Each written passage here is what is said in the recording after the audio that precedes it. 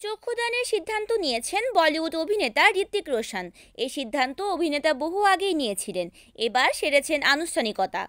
মৃত্যুর পর চক্ষুদানের জন্য নিবন্ধন করেছেন তিনি, যদিও প্রথমে কাউকে কিছু জানাতে চাননি এই তারকা অভিনেতা।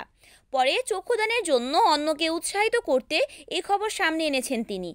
বছর কয়েক আগে কাবিল সিনেমায় ঋত্বিক এক অন্ধ ব্যক্তির চরিত্রে অভিনয় করেছিলেন। অভিনয় জীবনের 25 বছর পার করে ফেলেছেন তিনি। এবার ক্রিস ফোর্ড দিয়ে পরিচালনায় আসছেন, সেখানে ঋত্বিক নিজেও অভিনয় করবেন।